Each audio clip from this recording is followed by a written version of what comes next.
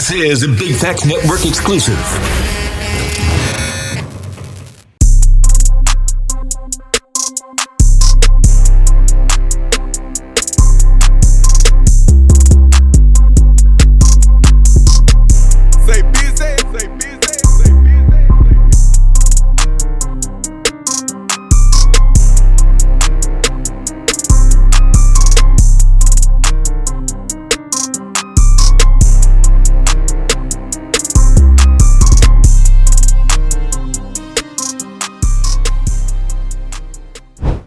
Okay, we live in the crib, vibing with Veto. Make sure you like, subscribe, and comment on the YouTube at Vibing with Veto. Also follow us on the Instagram at Vibing with Veto. You already know the slogan, we vibrating higher. And today I have Atlanta in the building. You know what I'm saying? Yes, sir. The symbol, the sound, you know what I'm saying? The man, bro, you created. Hey, you see what my shirt Yeah, say? that's what I'm saying. I am Atlanta. Yeah, You feel what I'm saying, bro? Like if it wasn't for you, you know what I'm saying, you paved the way for a lot of us, you know what I'm saying, including myself, to kind of just want to jump out there and, you know what I'm saying, actually be a staple of the city too as well. You know what I'm saying? So I appreciate you, man. You showing homage, you know what I mean? And it's all love, man. Anything, by me being part of the Oomp Camp, when we was coming, when we was doing our thing, it was like anything that we could do to help, you know what I'm saying, the next person, you know what I'm saying, uplift them, then that's what we was trying to do. That's what we got, this Southern hospitality.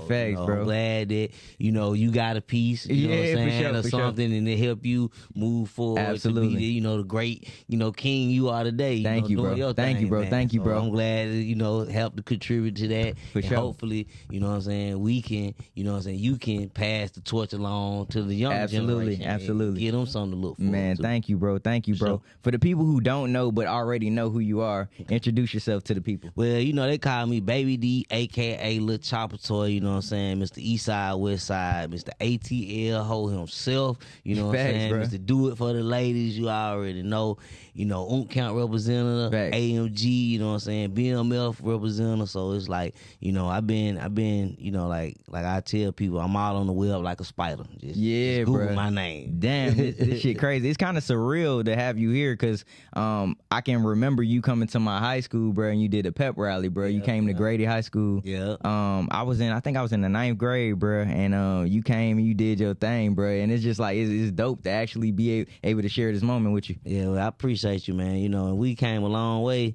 from that, because you gotta understand, at that time it wasn't no internet. It wasn't it wasn't your telephone, so you couldn't, film that, you know what I mean? So we came from like a real grind. Like, not saying that the grind that people going through now is not a real grind, but it was more of a hands-on, you had to actually get out here and get put in the leg work. For sure. Put in the leg work. Facts.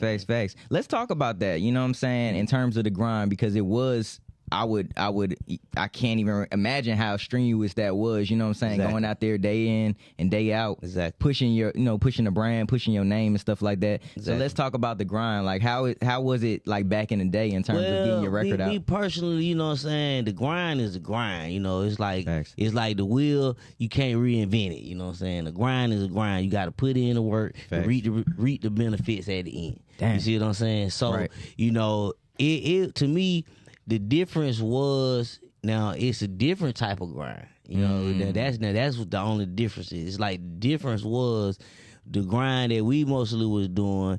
It was more of like, like hands on. We had to actually go to these different places, do autograph signings, come to the schools, come to do in stores. We had to actually go out here and actually meet the people.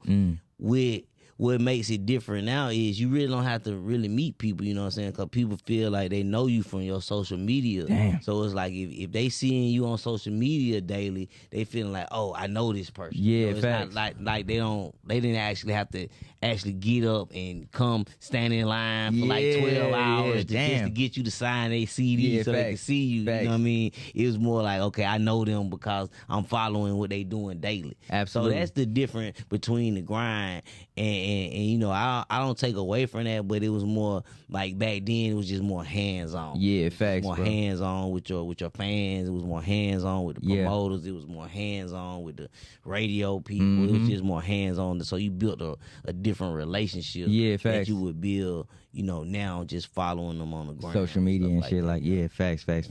Man, everybody that sits on this couch, I asked them this $1 million question. Now I have the honor to ask Baby D the $1 million question. You know what I'm saying? How big would you dream if you knew you couldn't fail?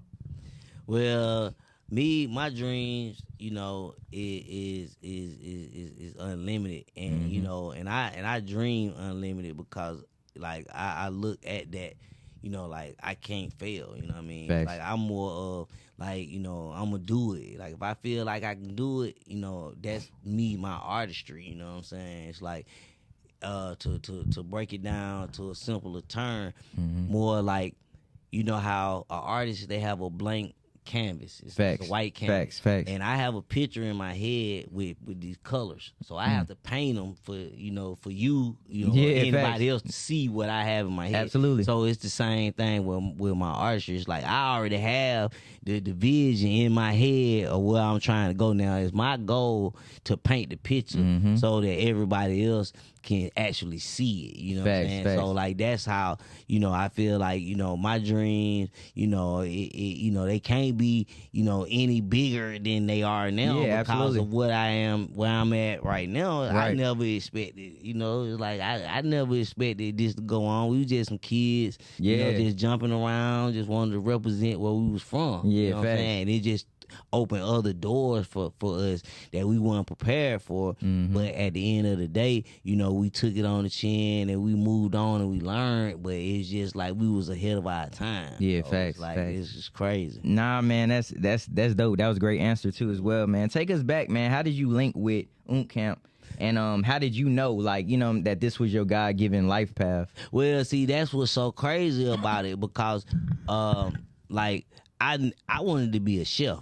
Like me personally, I wanted to be a cook. You know what I'm saying? I wanted to go to culinary art school. Facts. I was trying to, you know, and I was trying to learn how to make the cakes, be on. That's hard. You know what I'm saying? Hell's Kitchen. You know what I'm saying? Yeah, I was seeing Baby D on Hell's Kitchen, you know, whipping up the eggs. Yeah, that's hard. That's hard. You can still do that shit though. Now that should be crazy. I already know. But at the end of the day, so that's what my passion was.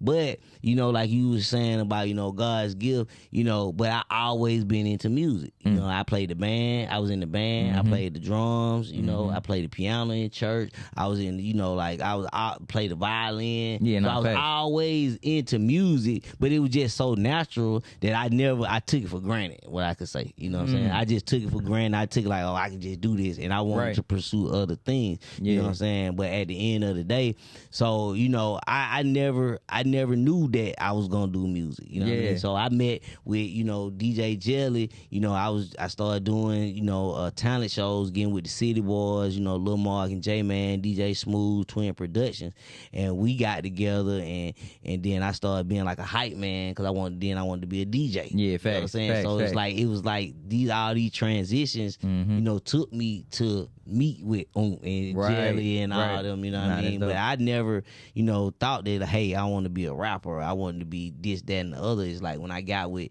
you know, when I was cooking and I got with DJ Smooth and I started being a hype man, and it just took me from being a hype man to, you know, actually doing my own thing, doing talent shows at the schools, and then coming from there, getting a deal and going to Sony and just making history without even not knowing that you making history. You just having fun. That's crazy, bro. Yeah, man. So like back in the day, you know what I'm saying? Like signing a deal was like, bro, like, you know what I'm saying? It was like one of the ones. It was everything. It was like everything, like, you know, and then you got to think about, you know, a good example. It's like now anybody can shoot a video. Anybody, like back then, it was 500,000 to shoot a video. You know what I'm saying? Damn. 300,000-400,000. You remember Michael Jackson? They spent like $2-3 million on videos. You know what I'm saying? But now you can shoot a video on your phone if you know what you're doing. And you know what I mean? Yeah, facts. So it's like the value of content, you know, back in the day, it meant something. It meant something. Yeah, if facts. you was able to be on MTV or you was able to be seen on television, it was like you really made it. You know what I'm saying? Now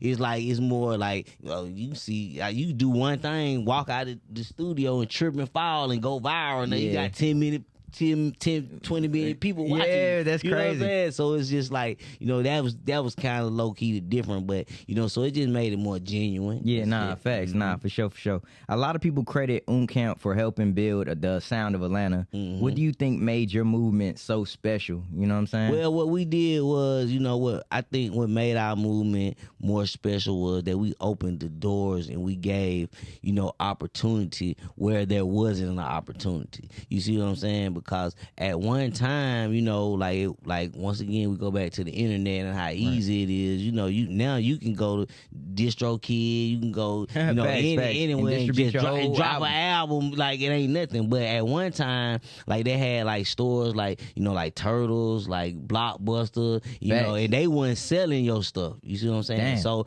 as an independent, you know, black owned, you know, music store, we would take independent labels. You know, anybody who want to come and, you know, got a mixtape, and they would do in stores there at the stores. You know what I'm saying? And then we so you wouldn't have to go through the red tape. You know what I mean? Like you might be hot in the streets, but you weren't ready for Turtles, but you was ready for the big Oomp record store. Yeah, so facts. you come to the big Oomp record store. We talk business. You know, we do consignment. You know, okay, you bring us, you know, 50 CDs. We get $5 off each CD, and we get the rest. You know what I'm saying? So we was more. It was like we brought more than just, you know, music to the industry. It's like we brought a platform. Man, that's you know what I'm saying, hard, to bro. teach you how to run your business, to how to, you know, be an independent. You know what I mean? So nah, that's dope. That's dope, man. What was one of your favorite memories from the whole Oomp Camp era that you can say that you could think of? Man,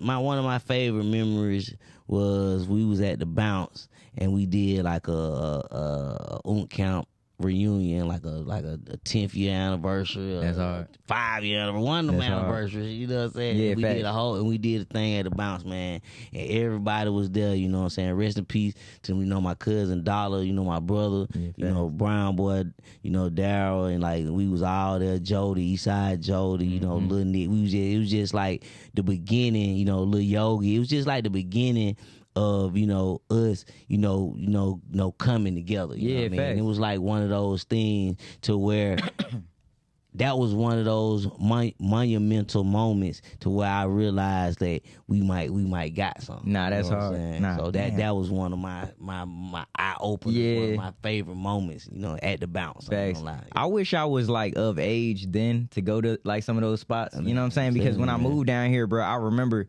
seeing the East Side versus West Side video. Yeah. And it was just like, bro, like I'm really playing this back in my head as I'm talking to you. It was like really a moment, you know what I'm saying? It was a moment. From y'all, you know what I'm saying? I didn't mean to cut you off, but from you guys, then you had Pastor Troy doing his thing. Then you know what I'm saying? Like, bro, it just started. It was like a snowball effect. You know what I mean? And then what a lot of people, you know, don't realize is that, you know, me personally, you know, I got a lot of my inspiration from like Memphis rappers. You know what I'm saying? Like 3 6 Mafia, like, you know, rest in peace to Gangsta Boo. You know what I'm saying?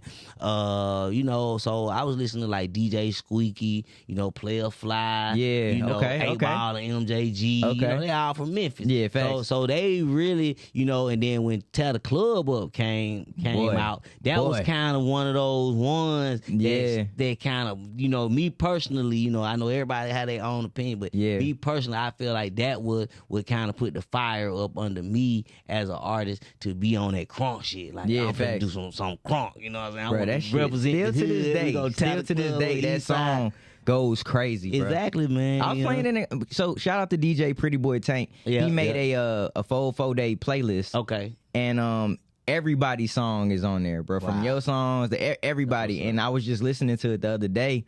And it was just like, bro, it goes back to like even the Next Tell Chirp song with Maceo and exactly. Hold It Down. And it just, bro, it just brought me back. Started up, it basically started up a movement. And you know, and it goes back from even before that, like when Outkast came out and they was on the Source and they like, you know what I'm saying, the South got something to say. It's just like we always been innovative and we always have been like 5 to 10 steps ahead and always been slept on. But by the time they catch up, it be like, dang, we be like, dang, we on to the next thing. Facts, you know what I'm saying? facts. So it's just crazy, man. You know how you know when you have like your West Coast and you have your up north music, it's like, but with the South, you got Florida, you got Louisiana, New Orleans, you got Texas, you Houston, got Houston, Dallas, you got so many different flavors coming from crazy. the South Facts. to where it's like you know we just always just just create and just be innovative. So you know it's like that's just one thing I think that helped us build this brand and take over the music. Nah, like for sure, right for sure. now. Nah, bro. Hey, bro. Again, it's an honor to even have you here, bro. Let's talk about your legacy, man. You were one of the youngest out doing it at the time. Exactly. How did you feel carrying that pressure at such a young age? You know what I'm saying? Well, once again, like, you know, see, I think, you know, with the internet and stuff like that, that's what really caused the pressure because now you got more eyes on you. At that time, like I said, we was just happy to be, you know, representing our schools, representing our side of town, happy to represent the Oomp Camp. You know what I'm saying? We was like, big Oomp, we got our own record label. That's like, hard. You know, one no record label, one no. So I guess, you know, when you plant a seed, right, and you sit there and you watch the plant grow, you know what I'm saying? It's gonna take years and years and years and years and years. But you will have a different appreciation for it if you sat there and watch something grow. But if you just plant it and then you come back 20 years and it's a big tree, you like, oh, we made it. Yeah, you know facts, what I'm facts, saying? facts, So facts. it's like it's kind of like. When we was doing like the whole Oomp Camp thing, it was like we was there, you know what I mean? And we didn't know what was gonna happen. Like I said, we was just having fun. It started off with just doing talent shows. Like let's do some talent shows. Let's go do North Clay. Let's go do this. And then it got to the point to where we weren't actually in the talent show. We like special guests for the talent show. Facts. So Facts. it was like I said, man, more camaraderie. Yeah. And you had to actually go out here and actually talk to these people, man. And that's what I think that we missing because, you know what I'm saying, with the new generation, you know, I feel like they missing, you know, somebody to actually talk to them. You know what I'm saying? They seeing the games. They watching the video games. They seeing, you know, everybody get in trouble and they watching it on their phone, but they not knowing the consequences that come with that. They not knowing that, you know, what you had to do to get to that area in your life, you know what I'm saying? And that's what I think makes the disconnect between you know the artist and you know the actual fan with what's going on in 2025. For sure. Yeah. Man, I got a slogan I always say, purpose over popularity. Okay. When I say that slogan, how can you mirror that around like your whole life path and like your journey? Well, you gotta have morals. You see what I'm saying? You see how, you know, what's going on with the Diddy situation, you know what I'm saying? So you wanna be popular or you wanna have a purpose in life. You see what I'm saying? Thanks. So it's like it's certain things, you know, that you can't, you know, sell yourself short, you know what I'm saying, just to be popular. You know what I mean? Thanks. Like I always say, you know, quality over quantity, which would be like kind of the same thing what you're saying. It's like I would rather give you quality work than just keep giving you a bunch of bullshit. You know what I'm saying? Facts, So that's what I feel like. You know, when you say, you know, that I feel like, you know, it's more the purpose over popularity because, you know, like Tupac been giving us the game. Give me the money, y'all can keep the fame. You know? Tupac wasn't going for that shit. He was like, man, give me the money. money. I'm here for the money. Y'all keep the popularity. Yeah, thanks, bro. But Nah, for sure. Man, let's talk about East Side versus West Side, man. Okay. Rest in peace to Lil C. yeah. You know what I'm saying? How did y'all link, and like how did you feel when that song first took off? Was that the first one that blew up first? Well, really, that wasn't the first song. And big shout out to Loco the Lunatic. Okay, because he was the one who introduced me to Lil C. Okay, you know what I for sure. mean? Because at that time, we was already, I was already doing my, Baby D thing. Yeah, for sure. And then he was like, man, Loco was like, I think he'll be a good fit with y'all. Yeah, Cause at that time, we was all young, and he was around the same age, and we was all on the same thing, doing schools, and then we had dancers and stuff like that. So he liked to dance, and he knew how to dance. He was quick on his feet on like all that type of stuff. So we linked up. And then after we linked up, man, it was like the rest was just history. And then he being from the west side, and I'm being from the east side. It just gelled. Yeah, it was like one of those things. Like once again, like I've learned in the industry, and everybody should take note to this is like when you trying to make a hit, you ain't gonna never really make it. But when you just having fun, you just doing it, that be your hit. Cause it's like we didn't say, okay, yeah, we finna go make this mega blockbuster hit called East Side, West Side, and we know it. We didn't know that, bro. It was more like, come on, let's go do this, man. I'm from the West Side. It was more like fun. That's hard. Let's just go do it. We're gonna have fun. We didn't know that it was gonna have the impact that it did, And then even when that album came out, I think they was pushing like ATL Hole. They was pushing like Bag Up. They was pushing another record off of the album. And that happened to be the one. That's hard. Out, That's man. hard. So, it was like, with music, it comes with a feeling. So at that time, it was about, feeling good, representing where we from, and just happy to just be, young out here, just being able to have a voice. that other, kids or other, people that was our age, they can have. They didn't have at that time. So we was like the voice for them. That's what I'm saying. Yeah, for sure. Nah, that's dope. That's kind of unheard of, like back in the day, to be like from East Side gelling with the West Side, because Atlanta was big on zones and like where you from back in the day. You know what I'm saying? So for that to even come together and be as big and as successful as it was, that was also an anomaly too. Yeah, and then you got to think too, it's also the person. You know what I'm saying? Like everybody couldn't have did that. Me, I call myself. I'm originally from Decatur. You know what I mean? But I call myself 285. You feel what I'm saying? Facts. Just because I've been on the West Side. I've been at Born Home.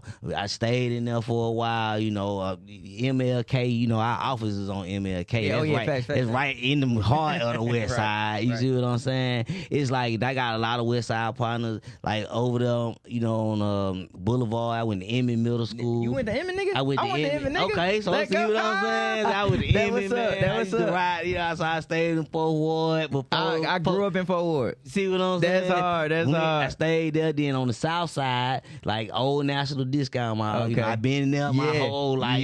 Been over on the South Side. You know what I mean? North Side, I got folks out there in Marietta, and then I got my peoples. I'm from Decatur. So that's why I say I've been around to all these different places and made friends. In all these different sides of town. And they done seen me out there. You know what I mean? So that was kind of one of those things to where, okay, I'm from the East Side, but I'm a cool dude. So you know what I mean? You gonna accept me on the West Side, and I know you from the West Side, but you cool as hell, so I'm gonna accept you. You on the East Side? It ain't really no beef like that. It's just we from two different sides of town, and we both stand with the same morals. You know what I'm saying? You can't call me no bitch ass nigga. You can't just smack me. It's like, I don't give a fuck where you from. We got certain morals. We both on the same page. So that's how we gel. And we feel like, you know what? Let's make a song. You represent your side. I represent my side. Dope. It ain't no beef. You know what I mean? Dope. We just got them. That's just hard. happy.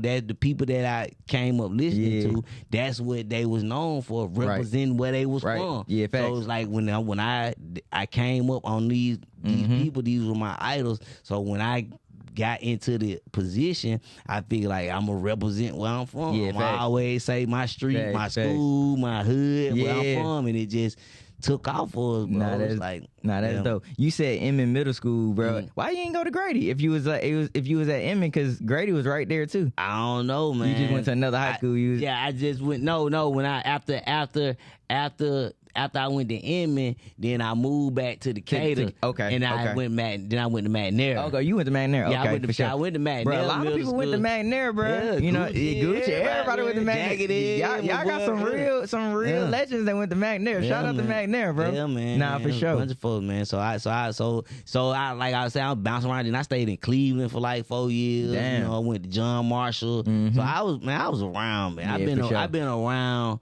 That's why your shirt is so important. Exactly. I am ATF. Yeah, it's like I've been around and then being able to survive. You see what I'm saying? Because there's a lot of folks that didn't make it. You know what I mean? And being able to move around how we moved around when it wasn't so common. Like now it's coming. It's coming to see, you know what I'm saying, us in Tokyo. It's coming to see us, you know what I'm saying, us in Amsterdam, you know, on our phone. Like, we up here, we ballin'. It's coming for that. You know what I'm saying? But it wasn't coming for you to just book your flight and say, I'm finna go. Yeah, man. You know, people didn't even know the process to even get a passport. Yeah, bro. You feel what I'm saying? So now it's just so easy, man. And I'm happy to see, you know what I'm saying, all the successful people, you know, out doing it, because all they doing is like they just making it stronger, just branding it, building the legacy, building the brand. Yep.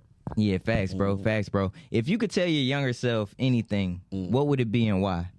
Well, if I could tell my younger self anything, I would tell my younger self to stay focused on one thing.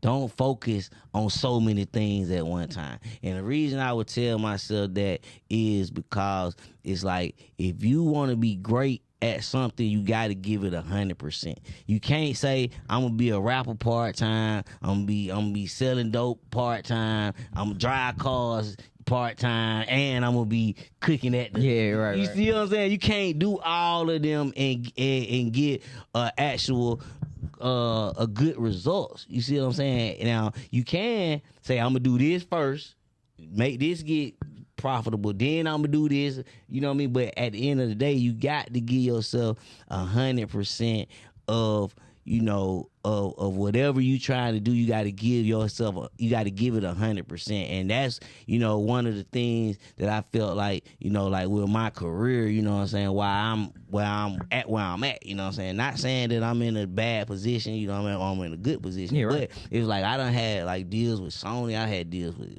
like Epic, you know, I done had like major deals, but I would mess it up for the streets, you know what I'm saying? So you know what I mean? So I was trying to, and that goes back to the beginning of our conversation when I was telling you, like, the music was so easy, but everything, so I just do that and just, all right, I'm finna go kick it with the homies and smoke, you know what I'm saying? But I'm gonna come to the studio, do this, but I'm steady chasing the streets, and it kind of was like I was giving the streets like 75%, you know, 85%, and giving the music like 20%, 15%, and you see how it worked out. Yeah, you know what I mean? So that's what I would tell my younger self. I was like, if you gonna concentrate on this music thing, do it 100%. You know what I mean? Everything else can wait. The girls can wait. The clubs can wait. The drugs, all that can wait. You know what I'm saying? If you concentrate on your music career, and then the cars, all that, it'll wait. And once you be successful at this, then you can go to the next step. The next step. Yep. Yeah, nah, for sure, bro. Man, bro, real shit, bro. This is an honor to have you here, man, bro. I appreciate you. I ain't gonna lie, bro. Like, this that's an honor to have you here. That's hard, bro. Before we get up out of here, man,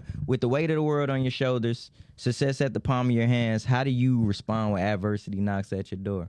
Well, you know, adversity knocks at my door, man. You know, I look at it head on, because, you know, that's the only way to solve a problem, man. You know, you got to go, you know, head on with it, and don't hide, and you know, be responsible for what you done. You know what I'm saying? If you did something, then be responsible for it. You know, no matter if we both did it, you know what I'm saying? If I get the one get caught doing it, then I'm responsible for it. You know what I'm saying? So, you know, just be responsible for your actions, man, you know.